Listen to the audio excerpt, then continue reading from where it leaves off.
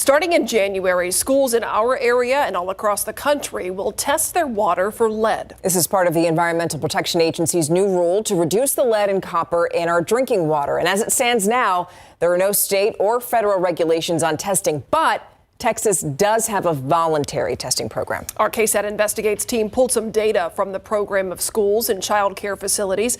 As Lee Waldman explained, some schools have some concerning numbers.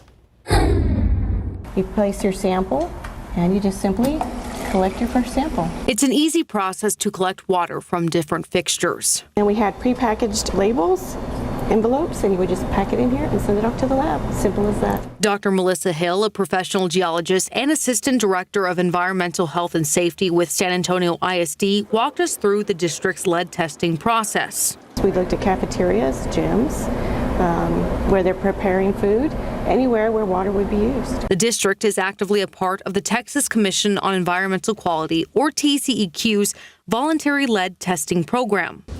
We've sampled almost 3,000 different samples that we had tested for lead, and of those, 96% of them came back below the threshold of 15 part per billion. 4% of the samples are above the U.S. Environmental Protection Agency's threshold of 15 parts per billion. Some are a lot above. We narrowed this data down to just the drinking fountains. 56 drinking fountains tested over the EPA threshold on the first round of testing. Of those, 49 were at SAISD schools.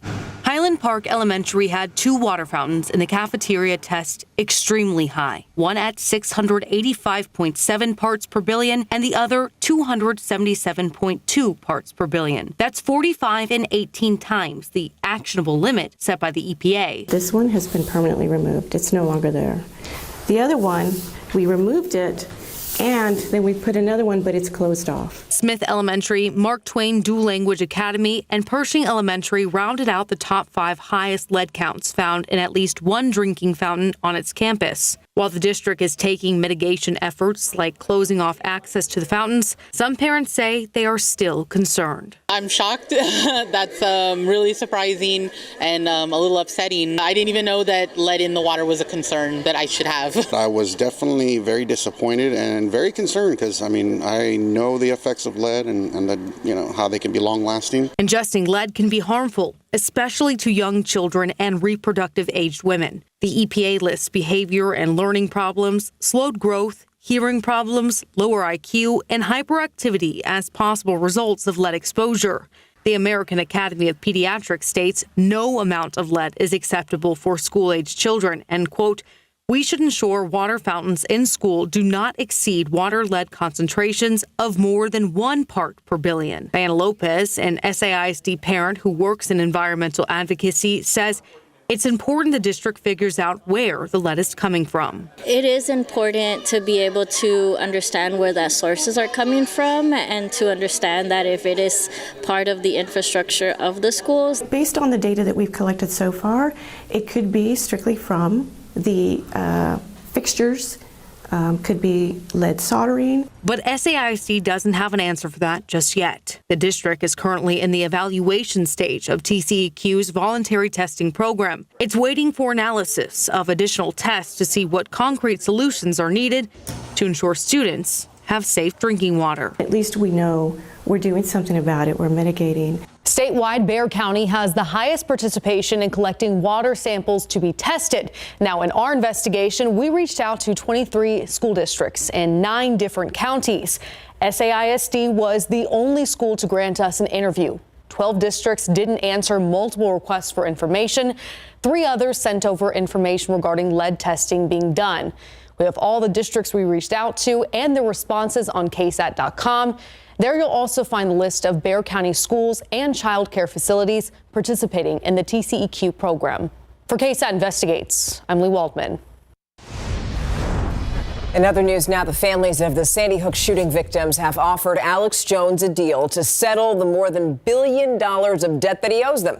The InfoWars host had declared bankruptcy after being ordered to pay nearly $1.5 billion in damages to several of those families. It came after he lost a pair of civil cases over false claims, saying that the 2012 shooting was a hoax. According to court documents, the family suggested that Jones pay at least $8.5 million per year for a decade, as well as 50% of any income he makes, over $9 million. Family, loved ones, and dignitaries honoring the memory of former First Lady Rosalynn Carter today. Former President Jimmy Carter, who is 99 years old and receiving hospice care at home. He was there. He attended today's service in Atlanta. He was joined by President Joe Biden and First Lady Dr. Jill Biden, former President Bill Clinton and former First Ladies Hillary Clinton, Laura Bush, Michelle Obama, and Melania Trump. Rosalynn Carter died on November 19th at the age of 96. Almost 3 years after the storming of the U.S. Capitol building, Americans are about to get a fuller look as to what happened that day. ABC News contributing political correspondent Rachel Bade explains why House Speaker Mike Johnson decided to release security video from that day. The horrific images of the January 6th Capitol insurrection have been seared into the minds of many Americans. Rioters beating cops, breaking windows, and using American flags as weapons. But soon, the public will see more of what happened that day. New House Speaker Mike Johnson taking the unprecedented step of releasing all 44,000 hours of security footage from the riot. The Louisiana Republican says he's fulfilling a promise he made to his most conservative members. Former President Donald Trump cheering the decision on social media. Democrats, meanwhile, accusing Johnson of putting the lives of all lawmakers in danger. It's truly a security risk what they're doing. It's like giving a diagram to future insurrectionists and terrorists and anybody who wants to invade our body. U.S. Capitol Police leaders have warned that widespread access to the footage could serve as a roadmap for extremists plotting a future breach of the Capitol, particularly by disclosing the building's underground passages and hideaways. But former Capitol Police Chief Stephen Sund, who resigned after January 6th, telling ABC News he's 100% supportive of releasing more footage. By not releasing it, people are going to come up with their own ideas of what happened. They're going to come up with it with ill-informed ideas or even conspiracy theories, which I think can, just further divide the country that we're dealing with. Many Republicans on Capitol Hill want to put the memory of Trump supporters storming the Capitol behind them, in part to avoid political blowback from voters. Ironically, Speaker Mike Johnson's decision to release this footage will bring that dark day back to the forefront. Rachel Bade, ABC News, Washington. We want you to stick around after the break. Now that people are back from seeing their families this Thanksgiving, unfortunately, respiratory illnesses are rising across the country. A look at those numbers and also how you can keep yourself healthy. It's up next. After a busy holiday travel weekend, respiratory virus season is ramping up across most of the country. Not what we want to hear. Mandy Gaither has a look at the latest data and also how to keep you and your family healthy. Across the U.S., flu, COVID-19, and RSV are spreading. It is that time of year, and we know that all of the respiratory viral illnesses are starting to ramp up. Flu cases are rising across most of the country, especially in Louisiana, Alabama, Mississippi, Georgia, and South Carolina. While outpatient visits for flu-like illnesses are lower than this time last year, they're still higher than the previous 4 seasons. COVID-19 hospital admissions and emergency department visits are also on the rise again after a few weeks of decline. I was in the hospital on call this holiday weekend, and I'm certainly starting to see more people being hospitalized, mainly with COVID. Dr. Kristen England with Cleveland Clinic says it's not too late to protect you and your family through vaccination. More than a third of adults and children have gotten a flu shot this year. When it comes to the new COVID-19 vaccine, nearly 16% of adults and just over 6% of children have gotten it, and nearly 15% of adults ages 60 and up have gotten the new RSV vaccine. Vaccinations will always be the key way to prevent the transmission of any of these respiratory viral illnesses. For Health Minute, I'm Mandy Gaither. Hopefully that we all stay safe and healthy. Yeah. Here's a live look outside right now, 54 degrees, and I'm thinking that soon maybe if we look at that camera, there might be some little dots on it. drizzle out there. Yeah, by this time tomorrow, we could have some droplets on that camera, but I think it's going to be a little bit after for the most part. It's very isolated at that time, but turning damp definitely tomorrow. This evening, just prepare for cool temperatures.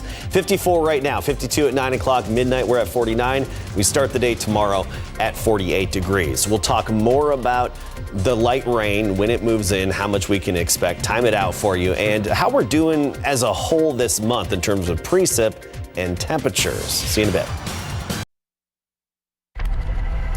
A former Johnson High School teacher's aide is wanted on a felony child grooming warrant under a new state law. According to law enforcement, 23-year-old Daniela Franco was sending explicit photos and videos of herself to a 16-year-old student through Snapchat. Investigators say Franco also sent messages to the student intended to solicit him to engage in sexual acts with her. A warrant for her arrest was issued 2 weeks ago, and so far she has not been found. Now we're learning about that deadly shooting yesterday where 2 officers shot and killed a man during a chase. According to San Antonio police, officers Joshua Barbosa and Jonathan Delgado shot and killed 45-year-old Stephen Allen Lopez. SAPD says that Lopez pulled out a gun during a chase, and that's when he was shot. Both Barbosa and Delgado are on administrative duty. 2 people escaped a burning home on the east side today. This fire happened just before 4 this afternoon on Ward Avenue. According to the San Antonio Fire Department, the flames started in a back addition to the house. Homes on either side of this one were also damaged. No word on the cause just yet. And that's your 60-second recap. And now we want to talk more about this sweater weather that we have here. Sweater. Wait, say it for me. Sweater weather. There it is. They need a raincoat, too, it sounds like. Yeah, overall dampness starting tomorrow evening and tomorrow night in particular. A cool day tomorrow, temperature under 60 degrees all day. Turning damp tomorrow evening, lasting through midday Thursday. And then we get into a stretch of comfortably cool mornings and pleasant afternoons. Good classic fall weather. Now, speaking of temperatures, here's a look at our November thus far. We're running a little below average, actually. The warmest temperature was 85. The coolest was 38, and we're about 0.3 of a degree below average. Today, temperature-wise, we were overall below average, 48 this morning, then 62 for the high temperature this afternoon. Despite that vast sunshine, we only made it to 62, whereas 68 is the average. But look at the potential this time of year. Record high, 90 degrees, set back in 1949. That just gives you an idea of what can happen. We're not going to be anywhere near that. Look at our temperature trend. Tomorrow, we'll have a high of 57. Then we're back up near 70 on Thursday, lower 70s Friday through the weekend, and even early next week, we'll likely be in the lower 70s for high temperatures. Let's talk dew points. Right now, dew point here in town, 31 degrees. Dew points mostly in the 30s, some even upper 20s. New Braunfels, Converse, dew points in the upper 20s. We have some very dry air that's in place right now, and it will turn muggy very briefly in just a few days. We'll get a wind out of the south off the Gulf of Mexico. Thursday, we're at 63 degrees for the dew point. So briefly muggy as we get into Thursday, and even I think very early Friday morning. Then we sweep away that humidity again, and we'll have those nice crisp mornings and pleasant and comfortable afternoons once we can get rid of that brief day of mugginess. So far this month, we've had 1.05 inches of rain measured at the International Airport here, our official climate reporting site, and that's below average. Of course, we're still running below average. We're going to add a little bit to it, but unfortunately not that much. Here's the swirl, this upper level disturbance. See that counterclockwise swirl west of San Francisco? That's going to be dropping our way and moving into Texas. Now, most of the energy with it is just going to be just outside of our area, just off to the east of the KSAT12 viewing area, closer to Houston and into Louisiana as well. But we'll still get a little bit of action from this, mainly in terms of just overall dampness and some light rain. Futurecast, I think it's spot on with the clouds to start the day tomorrow. The rain's going to hold off until around and after sunset, and then we'll have some isolated light showers popping up. Once we get closer to midnight, the drizzle will likely settle in. So if you haven't gotten any real showers by that point, it's still going to be damp with the widespread drizzle and overall dampness, wet roadways across the board, and then just isolated rain, or I should say scattered rain coming and going. Scattered light showers coming and going, but heavier rain possible farther east of town. We're talking Hallettsville, Gonzales, Smiley, Nixon, even Karn City, but especially Goliad, Victoria, and points eastward through Houston and Louisiana. That's where we could even have a rogue severe thunderstorm on Thursday morning. Can't rule that out. For most of us, just dampness and a little bit of rain with around 1/4 inch around San Antonio. But within those thunderstorms east of town, obviously the potential's a little bit higher in terms of the accumulations. Thunderstorms, sometimes they can give you a quick inch or so, just like that within a half hour. But around here, I think maybe up to 1/4 inch. 48 in the morning tomorrow, 56 at noon, then only 57 for the high temperature. Then notice that trend. Friday morning, near 50, mornings near 50, even in the upper 40s through the weekend, even into next week, but then comfortable afternoons. So those crisp mornings leading to pleasant afternoons. You can just be okay wearing anything pretty much, right? You'll be all right with that low humidity as well. That just means we have to be prepared. Thank you, Adam. The Buzz is coming up next. In the Buzz today, there is something we can look forward to heading into the new year. The TSA is showing off its 2024 Canine Calendar, which highlights hardworking canines from all across the nation. So this calendar features more than 1,000 explosive detection dogs, and the cover girl is Dina. She actually won the 2023 Cutest Canine Contest. By the way, you can download the calendar right now because it's on the TSA website. So after more than a decade of helping hundreds of businesses and entrepreneurs, Mark Cuban plans to leave Shark Tank. And if you're wondering why, well, Cuban says that he wants to have a couple of summers with his teens before they enter adulthood. The billionaire says he loves that the show represents the American dream is alive and well. The Dallas Mavericks owner plans to leave the series after filming the next season. Cuban says the fellow Sharks will survive just fine without him.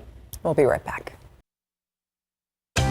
November just flew by. There are just 2 days left in No Shave November, and we're raising money for a good cause. We're talking about 12 different cancer foundations.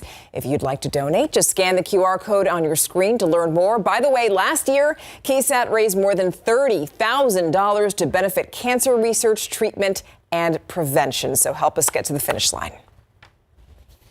Beautiful sunset this evening. Now, not all of us got such a colorful sunset because the cloud deck was mainly just on the south side of town and southward. But right on the edge of it there was a good sunset. Like to see that. Cloudy and gray the next couple of days and turning damp by late tomorrow, especially just after this time tomorrow. The drizzle, sprinkles, light rain will start to settle in, and expect a wet Thursday morning commute. All right. Thank you, Adam. And thank you for watching the news at 6. We'll see you on the Night Beat.